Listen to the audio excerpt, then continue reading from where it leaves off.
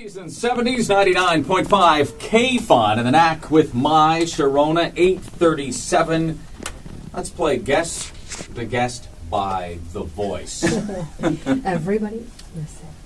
Just give us a little ramble of something you would have done yesterday. Yeah, should I talk about the fight in the Junior B hockey game? Yes. Or yes. Toronto Maple Leafs playing Boston last night? No home decor or... It is indeed CTV Southwestern Ontario sportscaster extraordinaire, Randy Steinman. Randy Steinman. Extraordinaire is on your business card, right? We got that right? Well, it is, but it's not spelled right. It's just handwritten.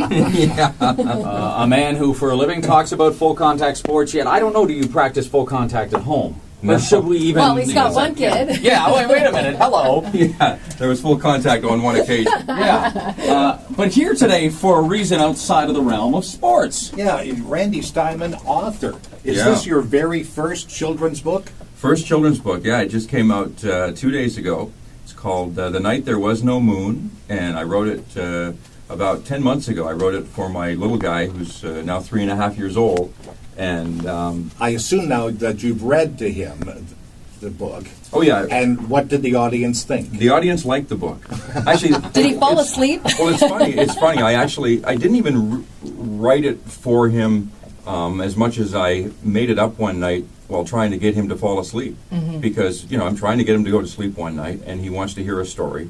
And I said, "Oh, buddy," I said, "the lights are all off. How about Daddy just tells you a story?" So I basically made this story up on the fly, and after I was done and he had fallen asleep at around midnight, I went to the computer and typed it out as best as I could remember telling it to him, tweaked it for a couple of weeks, and then we went from there. And 10 months later, here we are with Well, a book. congratulations on this. Now, I've noticed that Cameron Chalmers is the illustrator. And now, is this exactly how you envisioned it? Pretty much, yeah. And that's a cool story too. I mean, when you write a children's book and you can't draw, which I can't do, Right. you have to find an illustrator.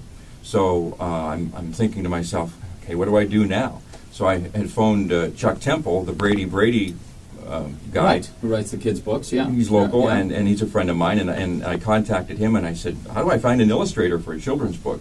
And he said, I'm teaching a high school course in Guelph, and I've got a kid in my class who wants to do this for a career, like graphic arts and computer graphics and things like that.